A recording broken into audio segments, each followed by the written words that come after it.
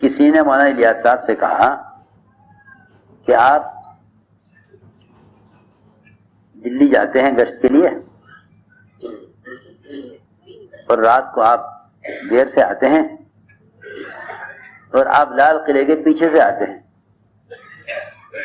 لال قلعہ ہے نا, اس کے پیچھے سے آتے ہیں. ادھر سے نہ آیا کریں, ادھر سے نہ آیا کریں. میں کیوں؟ یعنی اس طرف پیچھے جو لال قلعے کے پیچھے پرانی کوٹھریاں ہیں اور پرانے جو ہے بادشاہ کے زمانے کے کھنڈر, اندر بہت گہرے گہری کوٹھریاں ہیں, اس میں ڈاکو رہتے ہیں بڑے خطرناک. میں اچھا, تم نے پہلے کیوں نہیں بتایا کہ وہاں ڈاکو رہتے ہیں؟ تم نے ہمیں پہلے کیوں نہیں بتایا یہاں ڈاکو رہتے ہیں؟ ہم تو اس میں کبھی گئے نہیں اندر. پہلے کیوں نہیں بتایا وہاں ڈاکو رہتے ہیں؟ اب تو ہم ادھر سے جائیں گے اور ڈاکوؤں کو دعوت دیتے ہوئے جائیں گے. وہ تو منع کرنے کو آئے تھے, حضرت نے کہا بس اب تو ادھر سے ہی جائیں گے. چنانچہ لوگوں نے تو منع کیا کہ جب میں جائیں تو ڈاکو رہتے ہیں. ہم نے فرمایا دیکھو, اگر ہم گزرنے کے ارادے سے جائیں وہاں سے پھر تو خطرہ ہے کہ ڈاکو ہمیں حملہ کر دیں, اور اگر ہم ان کو دعوت کا ارادہ کر لیں یہاں سے دینے کا, یہاں چلتے ہوئے ان کو دعوت دینے کے ارادے سے جائیں تو کوئی مطلب ہی نہیں اس کا کہ ہم کو نقصان پہنچا دیں. کیونکہ اللہ کا وعدہ ہے کہ جو اللہ کا پیغام بندوں کو پہنچاتے ہیں اللہ ان کی حفاظت کرتے ہیں. چنانچہ مولانا الیاس صاحب جب واپس آنے لگے ادھر سے تو دیکھا کہ ہاں وہ اندر کو کھنڈر کچھ پرانے بادشاہوں کے زمانے کی کوٹھریاں بنی ہوئی تھی. وہاں حضرت اندر داخل ہو گئے اور اندھیرا بھی. وہاں داخل ہوئے اور زور سے سلام کیا. حضرت کو آنے رہا تھا, زور سے سلام کیا, سلام کر کے باہر آ گئے. پھر اگلے دن اسی طرح ہوا, جب گزرنے لگے وہاں سے اندر گھسے, سلام کیا تو 2 مرتبہ سلام کیا حضرت نے. تیسرے دن اندر سے ایک ڈاکو نکل کر آیا, حضرت کے پیچھے پیچھے. حضرت سلام کر کے آگے بڑھ گئے. پھر نے آواز دے کر کہا, حضرت پلٹے کیا بات؟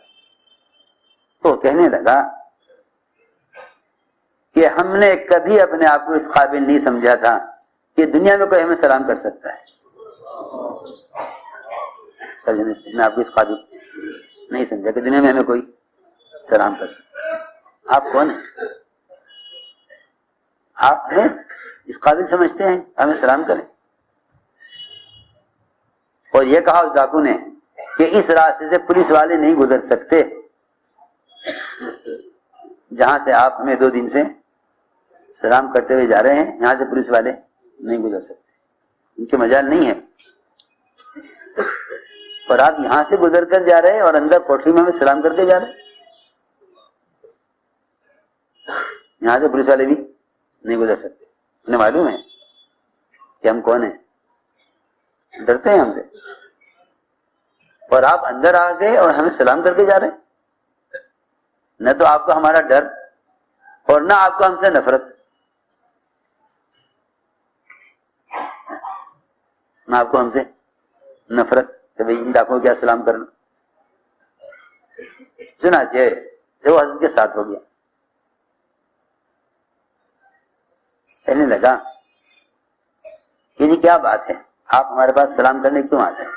حضرت بھائی ہم تو تمہیں لینے کے لیے آئے تھے, ہم تو تمہیں لینے کے لیے آئے تھے, آ جاؤ ہمارے ساتھ.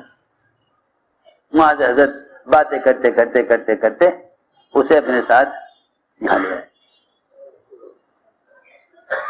آج کل تو یہ مزاج بن گیا کام کرنے والوں کا کہ بھائی ملاقاتیں کرو, دین کی بات سمجھاؤ, چھوڑ دو, ہدایت اللہ کے ہاتھ میں. یہ تو ہے نہیں کہ جن کو دعوت دو انہیں مرکزی مقام پر لے آؤ. تو میں عرض کر رہا تھا کہ یہ اللہ کا وعدہ ہے. چنانچہ آپ نے اس سفر ہجرت میں ڈاکو کا راستے اختیار کیا. ملی ارادہ کہ ہاں ڈاکو کے راستے چلنا ہے. کیا فرمایا؟ ڈاکو کے راستے سے جانا ہے. ملے ضرور ڈاکو آپ کو. دونوں کو آپ نے دعوت دی, دونوں اسلام میں داخل ہوئے. دونوں کو دعوت دے کے فرمایا مدینے آؤ ہمارے پاس. دونوں کو دعوت دے کے فرمایا مدینے آؤ ہمارے پاس. تو میرے دوستوں عزیزوں, اصل بات یہ تھی کہ اللہ تعالیٰ نے دین کی مدد کا وعدہ دین کی نصرت پر کیا ہے. دین کی نصرت مال خرچ کرنا نہیں ہے, دین کی نصرت جان کھپانا ہے, کیونکہ دین جان سے متعلق ہے. جب دین جان سے متعلق ہے تو جان کھپانے سے دین آئے گا. دین مال سے متعلق نہیں ہے تو مال کھپانے سے